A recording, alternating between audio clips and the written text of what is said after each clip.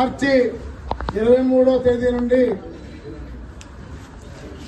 April 14వ తేదీ వరకు అంబేద్కర్ జయంతి వరకు ఈ కార్యక్రమం పెట్టాం. ఇది ప్రధానంగా ప్రచార జాత. దేశ స్వాతంత్రం భారతదేశానికి వచ్చిన తర్వాత ఇప్పటి వరకు కూడా పోరాడి సాధించుకున్న కార్మిక చట్టాలు నిర్వీర్యమైపోయి మరలా కార్మికుల్ని బానిస వ్యవస్థలో చేయాలనుకుంటున్నారు. అలాగే ఏప్రిల్ 14 భారత రాజ్యాంగం దాన్ని తుర్పర పట్టాలని చూస్తున్నారు.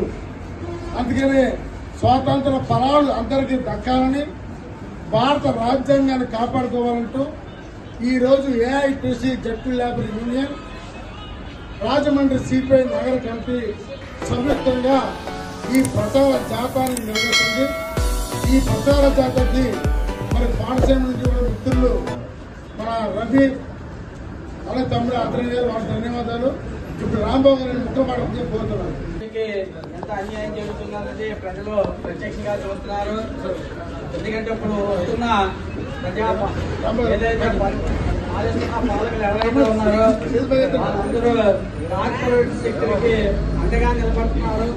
గవర్నమెంట్ సంస్థలు, ప్రభుత్వ సంస్థల్ని ప్రైవేటీకరణ చేసి ప్రభుత్వంలో ఉన్న సొమ్ములేమో కార్పొరేట్ శక్తులకు ఇచ్చి వాళ్ళు కాపాడటానికే తప్ప పేద ప్రజలకు ఎటువంటి సహాయ సహకారాలు అందించడం లేదు. కాబట్టి ఖచ్చితంగా భారత కమ్యూనిస్ట్ పార్టీ ప్రజల్లోకి వెళ్లి ఈ కమ్యూనిస్ట్ పార్టీ యొక్క విధి విధానాలని, సిద్ధాంతాలని కూడా ప్రజలకు తెలియపరిచి కమ్యూనిస్ట్ పార్టీ ఎంత ఈ ప్రజల బడుగు బలహీన వర్గాల కోసం, కష్టపడే కార్మికుల కోసం ఎంత పని చేసిందనేది కూడా ఇదంతా ప్రజలు